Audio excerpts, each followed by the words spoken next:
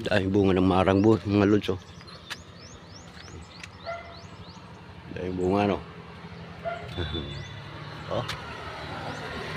Pagkarami yung bunga, mga lods. Ito, malapit ito mahinog, oh.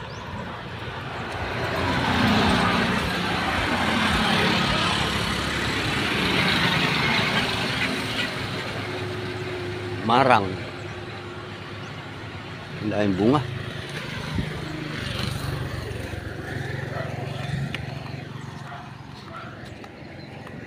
Dito sa probinsya, lods, pag may tanim ka, tiyak mayroon kang mapipitas talaga. Mag-protest yun. Ito, bayabas, lods. Wala pang hinog na.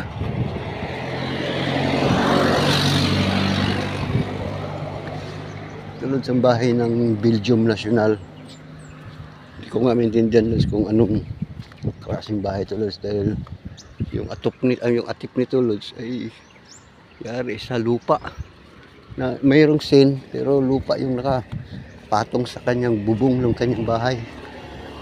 So sigurado malamig.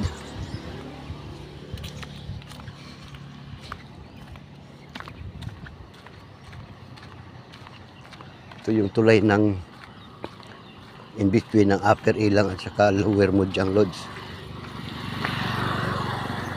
So, hindi pa tapos itong paggawa ng mga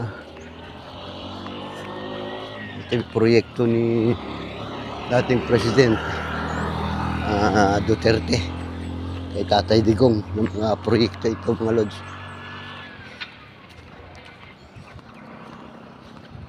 Tignan natin itong kanilang ginagawa.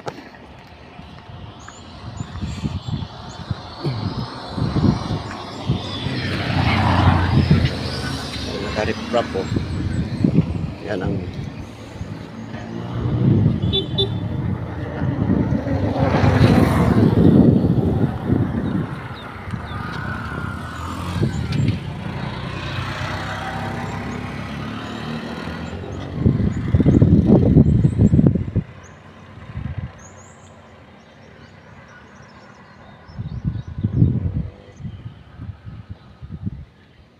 ilagay nila ng riprap, loads, para hindi kaagad masisira.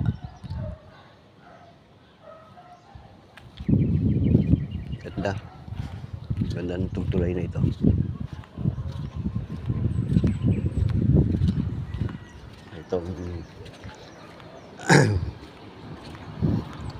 Ganito dito. Ito yung lugar namin na ito. Saka pag natapos ito, loads, ito yung 4 lanes dito, loads. 4 lanes na daanan to, hindi pa tapos. Pero doon sa Ilang, sa proper mismo ng Ilang, tapos na yung mga kalsada doon, loads. Maganda na. Dito lang medyo sira-sira pa dahil hindi pa natatapos ng proyektong ito.